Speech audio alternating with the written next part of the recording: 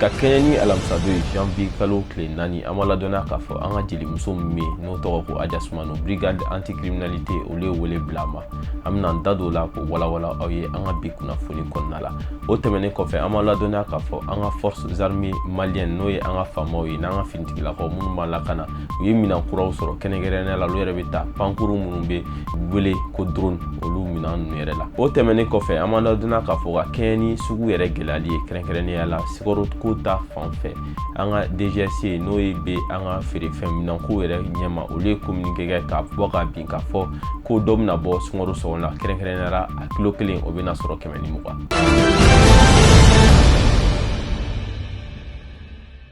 Janvier kalo tile 4 san 2024 an b'a fɔ a ye k'aw ka bisimila magazine du Mali kan ni ye aw ka kunnafoniw daminɛlen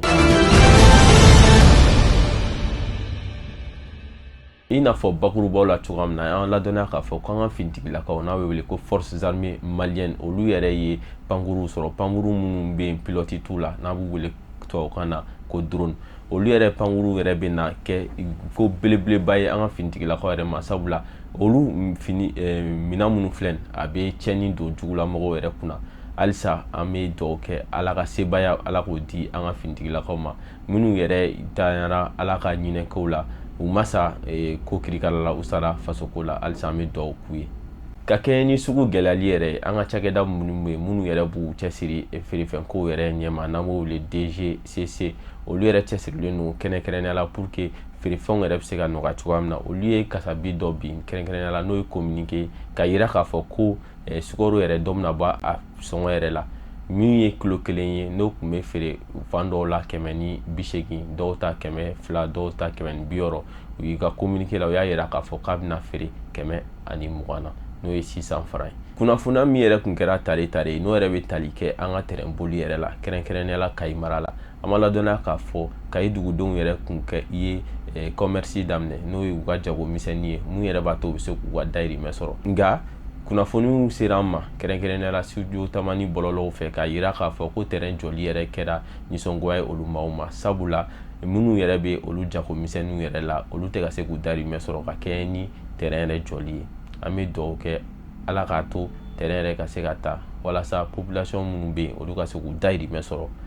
Aja Sumano i n'a fɔ a b'a kalama cogoya min na ale y'an ka jelimuso ŋanaba ye jamana in kɔnɔ n'ale kumara maaba kumara ale yɛrɛ kumara ka kɛɲɛ ni nin dɔgɔkun yɛrɛ ye kɛrɛnkɛrɛnnenya la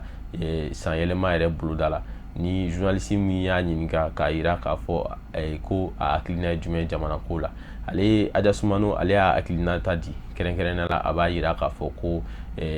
fanga mɛnlen ko o man ɲi a y'o kumakan camanw fɔ donc ka kɛɲɛ ni o kumakanw yɛrɛ an b'a ladɔnniya k'a fɔ bi sɔgɔmada in na alamisa don janvier kalo tile 4 fanga yɛrɛ ye nɔminɛni da ale yɛrɛ kan ka taa a ka welekan na mɛn kɛrɛnkɛrɛnnenya la brigade anti cybercriminalité olu yɛrɛ y'a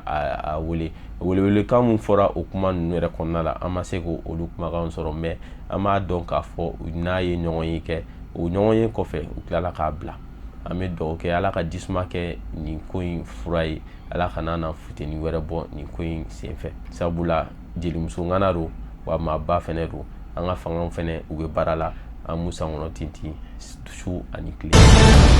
o de bɛ kɛ sababu an bɛ dan sigi an ka bi don kibaru la an minnu y'an lajɛ an b'a fɔ a ye a diyara an ye kosɛbɛ an minnu m'aw abonné a y'a abonné walasa an ka don kibaru tɔw kana fɔ aw kɔ an minnu bɛ video in fɛ a y'a like walasa a ka diya an ye an minnu bɛ fɛ ka commentaire lase a y'a commenter walasa ni an bɛ se ka min dɔ fara baara kan an k'o fara baara kan aw ni ce aw ni baraji.